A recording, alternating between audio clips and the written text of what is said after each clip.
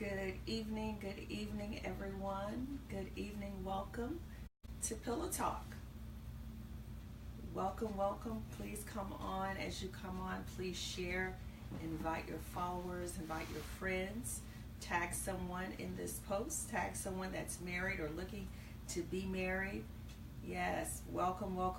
We are excited about tonight's broadcast. It's going to be amazing. We pray that you will be blessed, that your marriage will be strengthened. For those of you that are anticipating getting married or want to be married, we're going to give you some tools, let you know that marriage is wonderful. It's a beautiful thing that God created. But there are also some things sometimes that you don't expect in marriage and no one really prepared you for. And so we certainly want to share our experiences and some wisdom that we can share with you that will help you as you go through life as being married. Yes. Man. Yeah. You know, we've been doing this for the last 3 or 4 weeks, and it's been amazing. And so I wanted to cover some of the questions that people asked us about marriage, about relationships. And then if you guys have questions, I would love for you to kind of share the questions that you have so that we can look at that and look at how to be able to address those and give you some answers. Again, if you will, please share. Please let somebody know that we are indeed on and that there's a potential that we're going to say something that's going to impact people and really bless people and really help people to be able to sustain. Right. You know, we titled it Marriage, the things that nobody told us before we were married. You know, we talked about how quickly we got married. So for us, it wasn't really even an issue of really, you know, we knew it was what God wanted us to do. Mm-hmm. But at the same time, I think that there are some things that if you have a chance to find out some things and know some things, then you kind of want to know those things. So again, if you will, right, please share and let people know that we are on and that we are again here. So we are really excited about just being here with you tonight and also, you know, just impacting your marriage, helping your marriage to go to the next level. And again, we are excited about that. So anybody who has questions or has things that they want to ask tonight, I'm excited to even hear those questions. Now we're going to keep them rated PG. We are not going to go with the rated R questions, but we do want to go with the rated PG questions first of all. And what are the things that, well, first of all, if you're married and you have encountered some challenges, because here's the reality, that marriages, even in the church, are suffering and going through things that, you know, that because nobody told them, or nobody, in a lot of places there is no marriage preparation. There is really no marriage counseling. There is nothing that prepares people for the challenges of living the rest of your life with someone. Right. As we said in the first couple of sessions, our thing is that you marry to date, not just date to marry. Mm-hmm. Again, because we've seen people who have spent lots of money and, you know, they spend lots of money on weddings and then come a few years later and they are not even together. I've got friends that I know that did that. They spent lots of money on weddings. They spent lots of money to get married. And then all of a sudden later on they find out that they don't even want to be together. They don't even like each other. They don't enjoy being married. Right. And so it's just, it's a mess. And so we want to help to impact as many marriages as possible for the sake of Christ, so that people stay married. They get married, you love the person that you're with, and you move forward from the things that even challenges. Because the reality is challenges are going to come. Sure. So what do we do in the midst of those challenges? Right, absolutely. You know, even as we were talking about last week, understanding purpose, when you know that God has brought you together, and understanding purpose, not just for the other person to meet a need in your life. Because when you know you look at someone or you gravitate to someone or even marry someone because they've met a need in your life, when your needs change, then can they meet those changing needs? Mm-hmm, mm-hmm. And so being able to understand the dynamics of that and being able to build something, one of the things that you were talking about last week was really getting to know the person, mm-hmm, knowing your spouse, because when we're in the dating phase or in the honeymoon phase, there is this kind of fantasy thing going on to where you think, the man thinks the woman will never change. The woman thinks, oh yeah, he will change, and I'm the person that'll do it. I'm going to change him. I'm going to cause him to be the husband that I really want, or I need, or I feel like I deserve. And so you get into this thing of really fixing the other person, because really marriage really lets you know who you really are. Marriage magnifies who you really are. It really does. And so one of the things that is very important is that before you get married, that you understand that and take the time to become whole, so that you don't look to someone else to complete you. If you're in Christ, of course, you are complete in Him. And so marriage really is you're doing with your husband what you've been doing with God all along. That's good. Yeah, talk more about that. And so that's what we have to do, even as women, as single women or as unmarried women, to really develop that relationship with God in a way that you're nurturing God, you're attentive to God, and so when God sees that you can be trusted with Him, He'll bring the person that you need and that God has already ordained for you. And so when we get to a place of such desperation to say, I gotta have a man, I gotta get married, I gotta do this, and then we begin to make choices that sometimes are not always purpose. We make choices out of our emotions and not out of purpose. It's like I always say, going to the grocery store hungry. So if you go to the grocery store hungry, you just buy everything. Right. Or if you go to a car dealership and you don't really have good credit, you'll just accept whatever they give you. Sure. And so the same thing if you get married, if you're looking for somebody and you don't really have good self-esteem, you don't know who you are, you don't know what your purpose is, and what happens is you usually connect with somebody who is not going to necessarily be able to stand with you and go to the place that you were predestined to go to. Sure. And so I think that those are some of the reasons. So, one of the questions I asked, what are the reasons why people get divorced? What are the reasons why people have challenges? When we look at these, and we look at even through all the marriage counseling, other things, the reason why people get divorced, the reason why people have affairs, the reason why people have financial issues, the reason why people do a lot of this stuff, number one, and those are the three major things that cause marriages to separate. It's money, it's sex, and then it's children, family issues. And so blended families, issues of communication and how do we raise children, issues of communication just in general. And so I think it becomes very important. You talked about this on the initial one, and what you said was that it was very interesting, even as it pertained to communicating, that you were an introvert, and so sometimes you had to learn that you couldn't communicate like an introvert. You couldn't be in a marriage and be by yourself, Right. And there's another thing we talked about, even with the sex part of it, is that, if you got married and you don't want to be intimate with your spouse, then why did you get married? Right. It goes back to what the whole motive behind being married. You got married for you and not necessarily for your spouse. Right. And so those are problems. Right. Those are things that That's people good. end up telling Yes. us, and Yes. they're like, and I'm just sharing with some of the stuff that we've dealt with as we've counseled people. People say, well, we I got married and my spouse doesn't want to be intimate, or we got married and my spouse doesn't share finances with me. And so I sometimes ask people, well, why did you get married?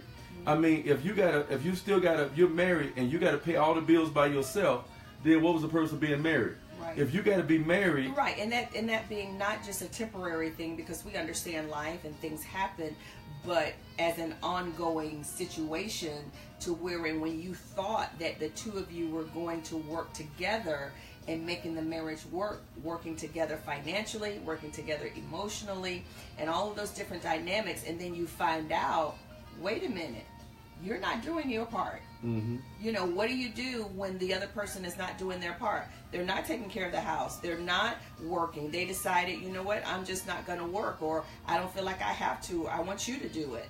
whether that be the man or the woman. What do you do in a situation like that? You know, because sometimes people say, well, is that grounds for divorce? Should I leave? Because they're not, you know, it just seems like they don't care. You know, they're not helping me at all. And it seems as though I'm in this marriage by myself. So does that give you the right or you know, to say it's over? Or does it give you the right to go and seek the financial assistance and the emotional assistance and the physical assistance outside the marriage? Right. And so these are things, again, these are things that we deal with. These are things that we, you know, Right. you know, you hear stuff like, the work husband or the work wife. You know, you hear this stuff. And this is stuff that's new to me, because when I was growing up, you didn't hear this kind of stuff. I mean, you know, you had the side chick and the, you know, I know I've seen all that stuff, the side guy, the side dude, the side chick, and all that kind of stuff. But now you got like work husbands and work wives and all this kind of stuff. And I'm like, you got to be kidding me. And so these are small innuendos that we use and small little nuances that happen in environments. But the reality is that stuff can become real, and those people can begin to replace your spouse and replace the person that's really supposed to give you that. Remember last week we talked about the fact that nobody should be giving you the emotional support and the intimacy that your spouse is supposed to give you. Now, at the same time, your spouse was never designed to be the end all and be all. Your spouse should not provide the relationship with you that you need with God. Your spouse should not provide the relationship with you that you have with family. Your spouse should not just be the end all, because sometimes you can then smother your spouse and you'll literally kill your spouse, because it's almost like you're starving for attention, you're starving for love, you're starving for all these things, and your spouse can't fix what your mom and dad didn't do in your formative years. Absolutely, or even fix what you experienced in a previous relationship. And so sometimes we are still living. You know, sometimes we're still living through our past relationships. And so we have brought that in. And so that's something very interesting, that we sometimes will compare. You know, we've never done that, but to really compare one spouse to someone else, where, you know, this person did this, and, you know, I was used to having this done, or I was used to, you know, being a part of this. And it's just like, it really becomes unfair that you have put what you've gone through or what you've experienced on someone else and not giving them a chance or an opportunity to be the best them. You know, and so, you know, that's one of those things that, you know, we really have to, and again, you don't really hear about that. You hear about, okay, well, you know, you got to make sure that, you know, how do you feel about money, or if you have kids, or, you know, things like that. But people don't really talk about, you know, what do you do when things go crazy? What do you do when, you know, the other person is not working, or something happens, or perhaps they get sick and they can't take care of themselves anymore? What do you do in those situations? And, you know, it's easy to say, oh, you know, I would just do this and that. But when reality hits, it may work for 1 or 2 weeks, 1 or 2 months, 1 or 2 years. But what happens when it's extended? You know, and that happened to even a young lady that was a part of our, that we knew, where she was married. And then she found out that there was she went to the doctor one day, and the doctor shared with her that there was an illness that prevented her from having children. And so now here it is, you can't have children. And the spouse, the husband was like, listen, I didn't really bargain for all this. This is not what I wanted when I got married. So now he's saying, I don't want this, you know, I don't know, you know, what do I do? I want to also cover, because we have a lot of people that are praying for their marriages to be reunited. So we're going to cover that tonight too, because I want to talk about some of that stuff that I think is very important as it pertains to that. So, you know, so you get married to somebody, and you're supposed to give them, you're supposed to commit yourself to them, you're supposed to be submitted to them, you're supposed to go through these processes, but the reality is, like you said, they're not giving 100%. And so my challenge is that, number one, sometimes we married and we didn't marry for purpose, and we didn't marry in God. And so my personal opinion is that although God can sanctify it, I just don't believe, and yes, he can change people's hearts. He can change things. We come into the kingdom, God can turn things around, he can change things. But I think there are a lot of relationships and a lot of marriages that were not united because of God and for purposes of God. They were actually, they actually united because of the flesh. They actually united because of physical characteristics and things like that. And so when I see that, I hurt for people because I want God to perform a supernatural miracle in their marriage. Mm-hmm. But what God can't do is He can't change our will to make us do what He wants us to do, even if one spouse wants us to. Right. And so what I find in those situations is you almost got to win them with your love, win them with, I think even First Peter talks about how the unbelieving spouse has to sanctify. Not only do they have to sanctify, but I really believe that Peter was dealing with something even deeper than just them being sanctified, mm-hmm. but so much more so that he would have the heart that your love, your walk, your place in God mm-hmm. would take me to a deeper place. Right. Because the reality is, even and then you have situations too where maybe one spouse is more in tune with the things of God than the other spouse. Mm-hmm. And so what do you do then? What do you do when your spouse wants to go to church and or I've seen situations where one spouse is in God, the other spouse doesn't want to go to church, and then with that in mind, the other spouse says, hey, I don't want you to go to church. I don't believe in this God stuff. I don't believe in this church stuff. So what do you do when that happens? In that scenario, we've even had to counsel people about that, you know? And so, but I also believe that God can change hearts. But one of the things I saw is that sometimes we were praying for God to change people's hearts, but the spouse that was saved was setting such a bad example and murmuring and complaining so much that the spouse that was unsaved really didn't see any difference between their spouse being in the church and their spouse not being in the church. So there was nothing that made them want to be compelled to come to God and connect with what God was doing. Absolutely. Absolutely. And many times we become, we can really become so frustrated. And what the enemy does, he has a good way of trying to bring discord, trying to bring division, because we say it all the time, is there is nothing stronger than a covenant between a husband and wife.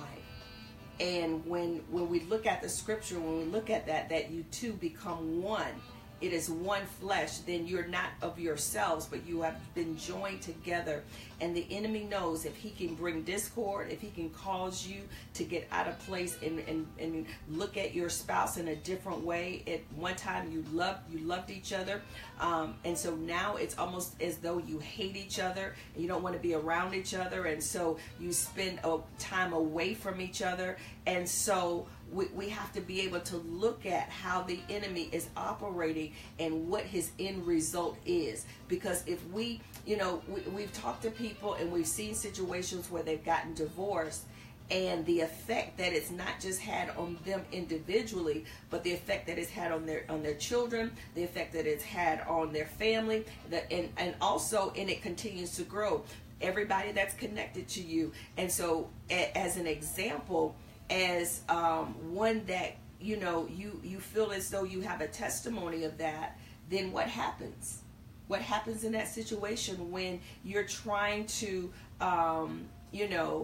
do what you feel like to do is right, and all hell breaks loose?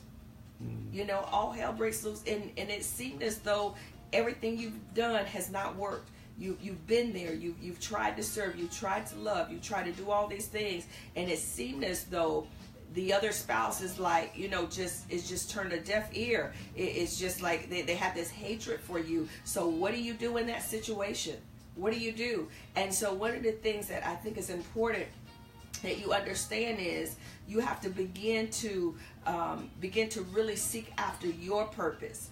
Sometimes they may say, I've abandoned the marriage or whatever. What happens when your spouse abandons your marriage? Whether it's emotionally, they've abandoned you emotionally or even physically. Answer the question.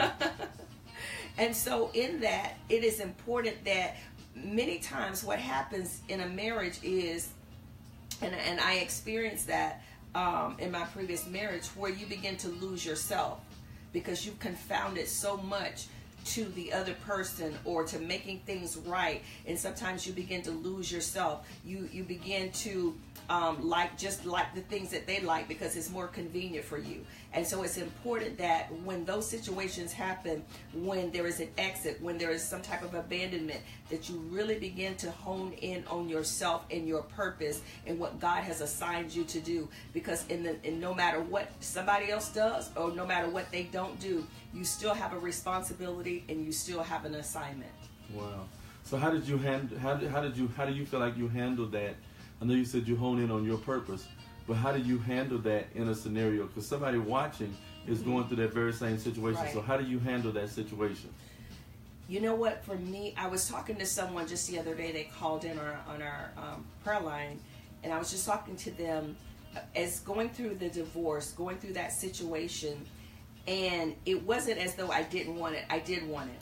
I wanted the divorce, but as I say many times, no matter how bad the marriage was, there's still nothing like divorce. Because, again, you are one. And so what divorce does, it tears, it rips. And so there is a hurt. It is almost like a death. There is a loss that takes place.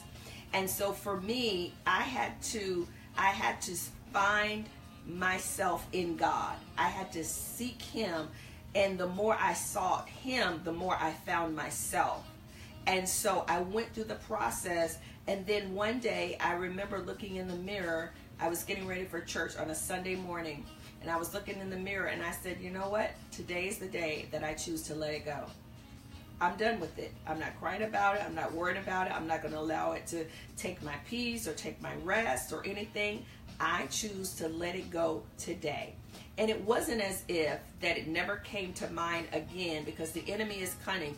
He's going to come back. He's going to come back with his tactics. He's going to come back to try to whisper in your mind, to try to plant seeds in your mind. But you have to remind him that you let it go, and he has nothing. He can bring you nothing at all. You don't. You will not accept anything from him. Why? Because you let it go. And so for me, I just really honed in on my purpose and my assignment and what God had for me to do. And so in that, God was able to bring healing and restoration in my life, and I was at peace. I was, as time went on, and I was unmarried for 7 years. And I was content with that. I was okay with that. Why? Because I knew that I was complete in God, and I was healed. And so when we got married, I was whole. I was whole by myself in God, in Christ, and when God told me I was going to get married, I'm like, God, I don't want to get married. I'm okay. I'm okay. And so he said, no, in order for you to do what I've called you to do, then I've got to bring the two of you together. And so, I'm grateful. I'm grateful that I allowed God to bring healing in my life first, so that I wouldn't bring a lot of baggage. I'm not saying I was perfect. Absolutely not. God's still working on me, still processing me. But I was able, because I let that go, what I was dealing with, what I had gone through. And so I had moved on with life, walking in purpose, doing what God had called me to do.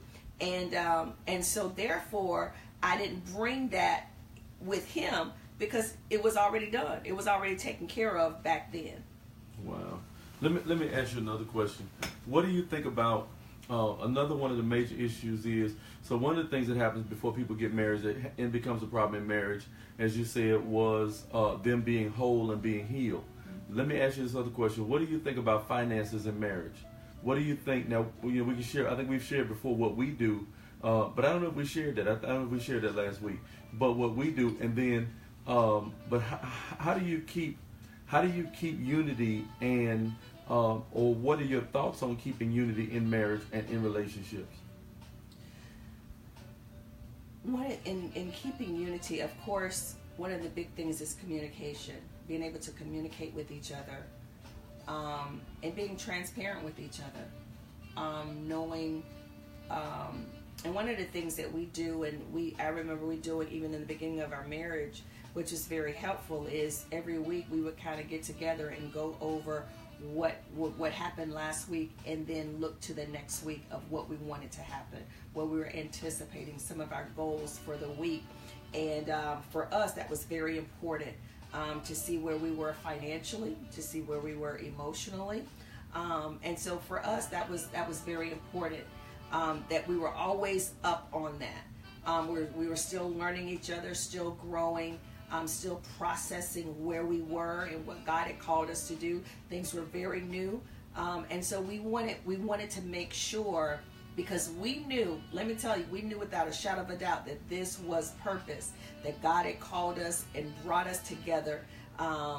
So we knew that was just not just what he told us, but, our accountability partners that we had, confirmed what God was saying.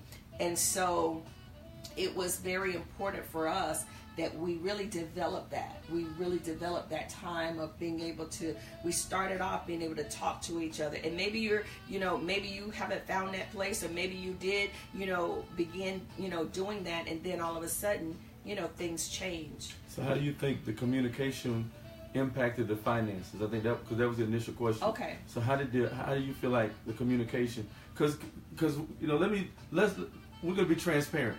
Nobody really taught us about this. In my family, my grandfather handled all the money until my grandfather died. And then my grandmother just handled the money. So I never saw an image of that. Mm-hmm. And I think in your family, your mom and your stepdad didn't necessarily do things like that. Mm-hmm. And so you didn't really see a model per se of that. Right. And so one of the things we did was, so what happens is, my wife has been unmarried for years. And so this is, we're going to talk about the good, the bad, and the ugly. My wife had been unmarried for years. And so there would be days when she was used to just going to the bank, pulling out money or spending money doing what she wanted to do. Now we're married. And what we said from the beginning, we only have one bank account.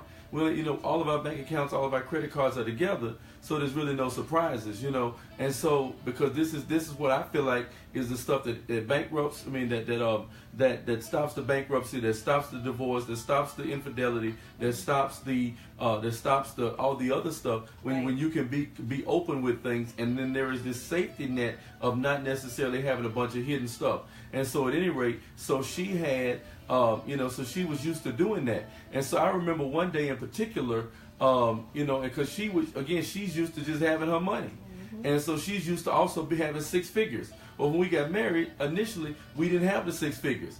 And so there were times when she was still spending money like we had the six figures, and we didn't have the six figures. And so, can we just be honest? Can we be transparent? So it was kind of interesting. So I'm like, baby, you got to talk to me. You can't just go spend money and not talk to me. And so it took a process again for her, because she wasn't used to having to do that. Now, I didn't have a problem with her doing whatever she wanted to do, but we had to adjust to that because it was something new. Right. And so even with that, I'm like, baby, you got to tell me when you're doing something, because what happens if we only have $100 and you go to the bank and you spend $100 and I went to the bank and spent the same $100, we're going to have a negative. Right. And so a couple of times we were close to having a negative situation, and so we learned. And then here's the other thing. Some people ask, well, is it best for the man to pay the bills, or is it best for the woman to pay the bill? Listen, I'm not tripping on who pays the bills. Yeah, whoever does better. Do it. Yeah. Whoever does better, whoever can operate it better, whoever has the ability to really be able to manage it better. And let me say this, because sometimes you have a spouse who here's another thing. You don't know that your spouse has a poverty mentality until you get married. So you don't know that your spouse and their family, their family always paid the bills at the last minute. Or they're not willing to invest in anything. I talked to somebody the other day, and they were talking about how, just investments and stuff like that, or just paying the bills at the last minute. You'll have the money in the account, and you'll still call the TICO to say, hey, can we get an extension? Mm-hmm. No, pay the bill, man, so that you stop getting late fees. Pay the bill. Pay the credit card bill on time so that your credit is not bad when you got the money. Right. Don't go shopping if you don't have the budget. Don't go spend money at Christmas and you don't have money. Right. So all this stuff makes a difference. And so you see, this is stuff nobody tells you about before you get married. And so you marry somebody and their whole perspective on finances is different from, they won't even check the account. Did you check the account before you spent money? And they're like, I didn't even think about that. I didn't even look at that. And I'm like, no, you got to do that. Right. So these are things, again, that destroy marriages, because with us as men, when the finances are stressed, we have a whole different level of stress. Right. So there is no intimacy. There is none of this stuff, because when stress hits us, we shut down. Because we're trying to stay up all night to figure out how we're going to make money and how we're going to build more money and create more income. And so this is where the problems come from. Right. And so, but it's important, if you're married or if you're contemplating being married, let me say something. Marriage is not for selfish people. Right. Marriage is not for people. I hear millennials talking about, even as it pertains to things like cooking. And they're like, well, you know, I'm going to just, I hope he can cook. And I got a daughter that says that sometimes. I'm like, well, baby girl, what if he can't cook? What if he's the man of God for you, but he can't cook? I'm not saying you had to stick with the traditional roles, but I'm saying I like the fact that my wife cooks. Can I cook? Absolutely. My mother made sure I knew how to cook. But in our family, there are times when she said, well, I don't feel like cooking. I'm like, well, let's go out. Because sometimes when I don't feel like cooking either. Right. And so I think, you know, again, if marriage is not 50-50, marriage is 100-100. Right. Marriage is 150-150. So you give 150% every time. You show up every day to give 150%. You know, even as it pertains, like we said, to finances. Even as it pertains, even to things like intimacy. Somebody said, well, what if your spouse don't want to? Well, why you get married? Did you get married just to fit your needs? Or did you get married to be able to share your life and your heart and everything else with your spouse? Right. Yeah. Right. Absolutely. Again, it is, as you said, it's not for those that are selfish. It is for those that are willing to be stretched, are willing to change, are willing to submit. And that goes in both areas. Willing to compromise. You're going to have to compromise for the other person. You've got to understand and know that you are there for the other person. You know, you are also there for the other person to make sure that they are who they are supposed to be and do what they're supposed to do. And so it's gonna cause you sometimes a change. It's gonna cause you to to really be able to compromise sometimes in what you think you want or what you think you need. So, you know, I like what you said, because one day we were talking about it and I used this analogy. I said, okay, she wants to go to McDonald's, I want to go to Burger King. Which way do we go? And so the reality is that in your marriage, now the Bible, there's a scripture that says submit, that we're supposed to submit to one another. I'm like this. Here's my thing. There's some stuff I don't trip about. So like for me, I don't really trip on where we're going to eat. Every now and then I have a taste for something. I say, well, you know, I want some steak, or I want crab, or I want this, or I want that. And so she'll say, okay, let me find it. But I'm pretty simple. And so with my wife, she's the one that has to have like 3 or 4 different options. So we'll say, and like I'm a very straight to the point type person. She's the person that's gonna kind of go around, take you around the place to get to the story and tell you the trip. So me, I'm like, listen, McDonald's versus Burger King, that's just an analogy. But I don't have a problem. The only thing I ever have a problem about is being late. So if we late somewhere, that's the only thing that bothers me. And the only 2 deal breakers I told her were tithes and being late. Other than that, I'm cool. I'm not tripping about anything. Where we live, you pick the house, I'll buy it. If you pick the car, I'll buy it. If you pick the clothes, I'll wear them. Whatever you want to do, I'm fine. I just don't like being late. That's the only time you hear me fuss about anything is when we late and when, it's with the bills being paid because we don't have a lot of bills, but when we're late and when when we're late and our giving, and we ain't had no issues with our giving either, because she really believes in tithing just like I do, right, and giving and sowing. So that's really not that, we've never had that issue. The only problem we've had is being late, because sometimes it takes her longer to get out of the bed and get pretty than it does me. I promise you, I be trying my best. I'm doing a lot better, right? Yes. I'm doing better. So that was one of the things that I had to come to the realization of how much it affected him. And so again, we can look at things differently, right? Because we have different viewpoints. We have the way we process things are differently. So for him, being late is like, it is crazy. He just like, I don't want to be late. I hate being late. And so that's part of his military. Well, I wasn't military. So for me, I'm like, okay, I'm trying to get ready. I'm trying to get going.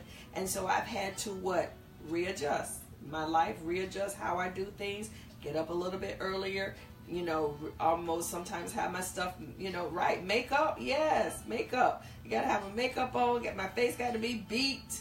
All of this. You know what I say about that though? When you're late, it shows that you don't appreciate other people. You don't value other people's time. That's what I feel. Now, she didn't feel like that. She was like, oh, baby, I just, I'm coming. And then I'm like, not only does it show that we don't appreciate other people's time, I don't like, if I got, like, for instance, Sunday morning. Let's talk about a prime example. Sunday mornings was it was crazy. Jesus. So she gets up, and, of course, it takes her longer. I get up, jump in the shower, put my stuff on, I'm downstairs ready. But when I run behind, what happens with me is it vexes my spirit. So now I got to minister with a vexed spirit. See? Mm-hmm. And so now your lateness not only affected us, it affected the whole church. Mm-hmm. So now she had to learn how to make sure she was up on time. And so now, then what I did was initially I just bought 2 cars. Mm-hmm. I said I'm just going to buy another car because that way you can just get there when you get there. And that helped me out. Then we started traveling so much, and I had an accident. And I said, well, right now we don't really need 2 cars because we're gone 4 days a week. Mm-hmm. So no real reason, no real reason for having 2. Now we just have 1, and so there's really no reason at this point to do it like that. So most times she's up.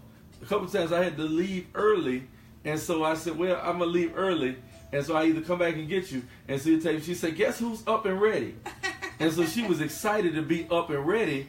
But the reality is for me, I really am in a place where. Because I realize that's important to him.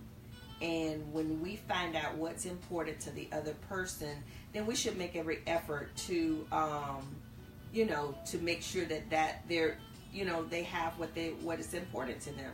And so again, that was important. So I realized now I can't get up at 8:30. I've got to get up at 8, no later than 8:15, so that I can be ready and get everything together and we're out the door. Life happens, things happen, and sometimes, things, are unexpected. We understand that. But for the most part, really being focused enough, again, because you want to build marriages, and you don't want to cause your house to be a place of frustration, a place of contention, a place of strife. And it is you have to begin to look ahead to see, okay, I don't like fussing. I am not a fusser. No, I just don't like fussing. I just don't. So I'm not a nagger. I just don't like certain things like that. So I realized, okay, I've got to do better. If that's important to him, if he gets frustrated, because then I could say, well, it shouldn't even frustrate you. That shouldn't be a major deal. But it is a major deal for him, just like some things are a major deal for me. And so just as much as I would want him to really understand my viewpoint, then I've got to understand his viewpoint as well. It goes back and forth, right? It goes back and forth. We sometimes, again, our personality is a little bit different. It works out and we get along very well, but our personalities are different. The way we view things are different. Many people say opposite attract. And so it just works. For us, it works. Somebody said they got 2 cars just to keep the peace. But let me say that. Let me say this. That's an expensive peacekeeper. An extra $300 to $400. In our case, it was an extra $700 a month just to have 2 cars. So $1,600 a month just to be able to keep peace. That's expensive. Well, that's extremely expensive. But you know what? At the same time, and understanding that, learning to say, okay, what is it? Because see, we have to first say, what do I need to do to change? But instead, most time we say, what do they need to do to change? Well, you need to do this, or you need to change in this area. And so it is important and this is what I found in my life, and not just in my marriage, but in other things. Okay, God, how are you using this to change me? Now, I agree. I agree it's worth it. Somebody said it was worth it. I agree it's worth it, though. Somebody said it's worth it, Pastor. Yeah. Please, it's worth it. Yeah, absolutely. Now, okay, Marcus, what advice do we give for men that are pursuing marriage? You know, I like what Dr. Miles Monroe said one time. He said before God gave Adam a wife, he gave him a job. And so if you can prepare, now in our situation, we had gone through some stuff. We were probably not prepared from the standards of men, right, but we were prepared from the standards of God. And so, as I want to talk about in a minute, why I think that our situation was valuable for us because of where we had been. Right. And it was necessary for us to see certain things. So let me start by saying this, Marcus. One of the things that I think was important for me was the fact that I had been married before. Some things didn't go the way I wanted it to go. And I really felt like one of the things that was important for me was this time in my marriage was that I knew that she wanted me for me and not money, not, sex, not looks, not convenience, not comfort, that she really wanted me because she loved me. Right. And so when I prayed that, I got to go back and look at that and say, okay, God, I asked you that, but I didn't know what God was going to take me through in that process. So what God took me through was that in my financial situation wasn't the best financial situation when we met. My credit wasn't the best credit. Right. My background and other things that I had gone through some tumultuous times between the time I got out of the military and the time we got married. It was crazy. Some of y'all have heard my testimony. So with that in mind, it was a tough scenario. And so the result of it was that I knew when she met me that she had to love me for me because I ain't had no money at that point. Had I had it before? Yes. Did I have vision for money for the future? Absolutely. Yes. But at that moment, I didn't have what I have now. And so as a result, and so that's the other thing is that you can't necessarily look at where somebody is. You got to really tap into what God is saying, and you got to know it down in your in the Holy Ghost, because if you don't, what will happen is that eventually you potentially will marry the wrong person because you look at stuff on the exterior. But you got to look on the interior. So for men that are looking for a wife, my biggest thing is, I wrote down a list of things that I wanted in a wife. I wrote down a list. Everything I still got the yellow piece of paper. It's out. It's in the garage. So there's this yellow piece of paper that had everything. I said, I want her this tall. I want her to look like this. I want her to preach like this. I want her to be to do business with me like this. I want her to be able to help do this part. This is what I need in a help meet, because what every man needs in a help meet is going to be different. Right. There is no cookie cutter method. Sometimes people look at our marriage and say, man, I want my marriage to be like that. No, because if your marriage was like ours, you may not like it, because we're gone every week. Right. We're gone. I mean, there's a few weeks when we're home. And so if you're the type wife that wants to be at home, well, our marriage might not be the marriage for you. I needed a wife for me who was willing to ride with me everywhere, every week, because I didn't want to leave my wife at home. Some pastors do that. They travel every week and their wife is at home. They have kids. That's different. All we got is a puppy. Right. And so he stays with a babysitter and we go together, because that's how our marriage works. So you as a man have to find your purpose and find what your assignment is. Yes. And once you found your purpose and your assignment, now you can begin to ask God, okay, now God, send me the wife that I need, who is able to help me fulfill the assignment and the mandate on my life, and simultaneously who I can help build into who she's supposed to be. Right. So there are things I showed this morning, and I'm going to run down and get it as you talk in a moment. I want to get the first book that my wife wrote.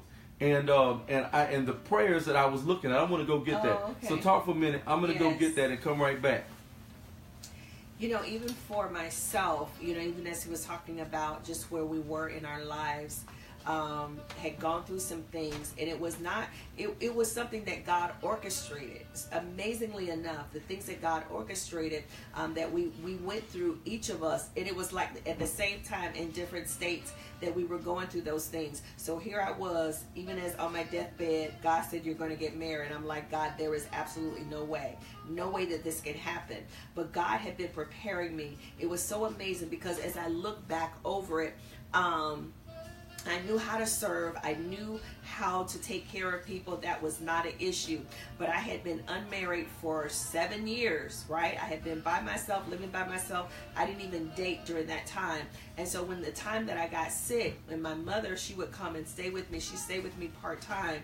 And so she was there, with me. And so God told me, he said, I had to get you, I allowed her to come so that you could get used to living with someone again. And it was amazing because for me, whenever I put something down, it was still right there. I didn't have to guess where it was or if someone moved it.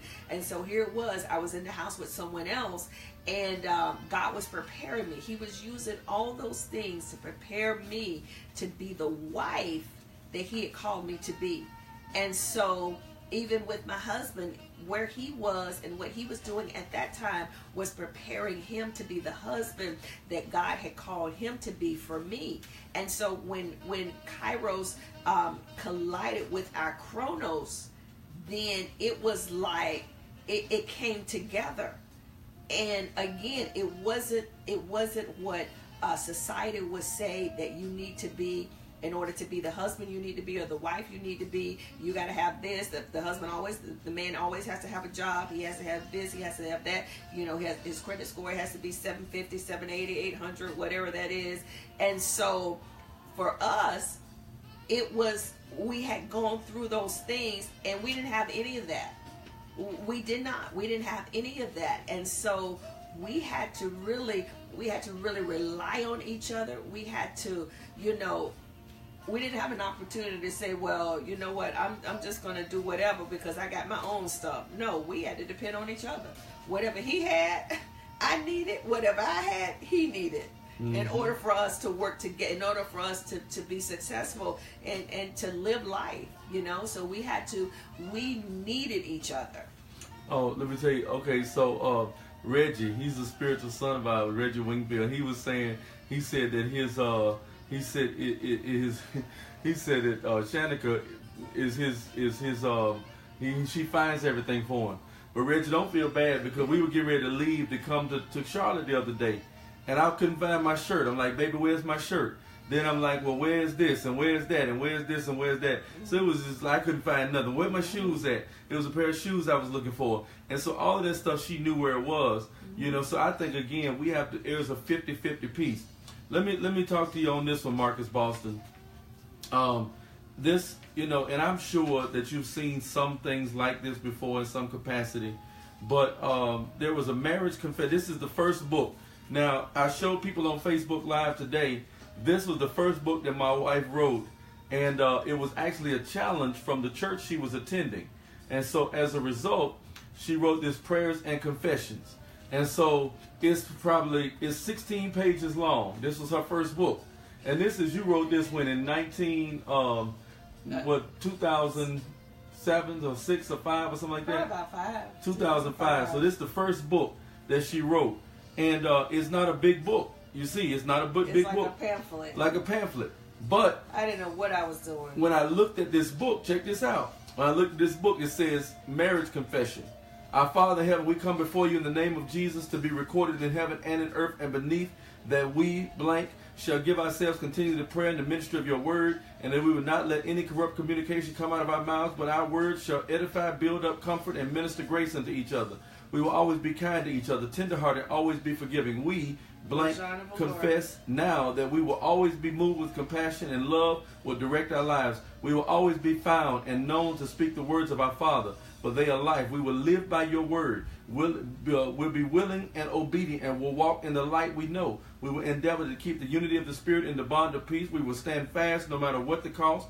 We are the light of the world, workmen that needeth not to be ashamed. For God's word says that we cleanse ourselves from what is common. We will become vessels for noble use, set apart, and for use even to the master of the house, met for good purpose. We, LaJun of Valora, bring our bodies under subjection to the word, for our body is the temple of the Holy Spirit. We praise you, Father, and worship you, for our faith shall never fail. We will always operate in love. We will always be found speaking the words and doing the works of our Father. And so there was that marriage confession. Then there's another confession in here that says confession of a husband. I've chosen this day whom I will serve, and as for me and my household, we will serve the Lord. I choose the blessing, the life, that I and my descendants may live. I choose to obey the voice of the Lord our God and to cling to him, for he is our life and length of our days. I will dwell in the secret place of the Most High. I remain stable and fixed under the shadow of the Almighty, because the Lord is my refuge and the Most High my dwelling place. No evil shall befall me, nor any plague or calamity shall come near my family or home. Because I abide in the word, I deal wisely and proper in all that I do. Because I am rooted and grounded in love, forbear others in love, and walk in love. As Christ is the head of the church, I am the head of my wife. I am affectionate and sympathetic with her. I nourish, carefully protect, and cherish her. I live considerately with my wife, honoring her as the weaker vessel, and realize that we are joint heirs of the grace of life. My prayers are not hindered. My wife and I become one body, one flesh. We are knit together in love. We follow after things which make for peace and things which edify each other. We live in peace because the peace of God rules in our hearts. Then there was another one that she had, the confession of a wife.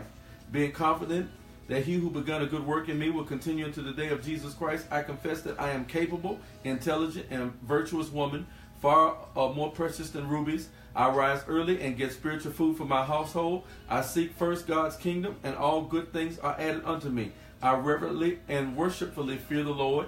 I give the fruit of my hands, and my works praise me. I am industrious with my savings. I plant fruitful vines. Strength and dignity are my clothing, and my position is strong and secure. I rejoice over the future, knowing that my family and I are in readiness for it. I open my mouth with skillful and godly wisdom, and in my tongue is the law of kindness, giving counsel and instruction. The bread of idleness, gossip, discontent, and self-pity I do not eat. I am worthy of respect and serious, not a gossiper, but temperate and self-controlled. Thoroughly trusting in all things, I pursue righteousness, godliness, faith, love, patience, gentle-heartedness, and the joy of the Lord is my strength. I am submissive and adapt to my husband as a service to the Lord. He is the head of me, as Christ is the head of the church. I respect and reverence my husband. I notice, regard, honor, prefer, love, and admire him exceedingly. The heart of my husband trusts in me confidently and relies on and believes in my safety. I comfort and encourage and do him good only all the days of my life, as long as there's life in me. I walk in love with my husband, esteeming and delighting in him. My husband praises me above all women. Hallelujah. Marcus Boston, let me read this last piece one more time. It says, the bread of idleness, which is gossip, discontent, and self-pity, I do not eat. I am worthy and respect and serious, not a gossiper, but temperate and self-controlled, thoroughly trustworthy in all things. I pursue righteousness, godliness, faith, love, patience, gentle-heartedness, and the joy of the Lord is my strength. I am submissive and adapt myself to my husband as a service to the Lord. He is the head of me as Christ is of the church. I respect and reverence my husband. Listen, because this is what you want to look for. When I got through reading this book, I was like, okay, she the one. Okay? I notice, I regard, I honor, I prefer, love, and admire him exceedingly. The heart of my husband, trusts in me confidently and relies on me and believes in me safely.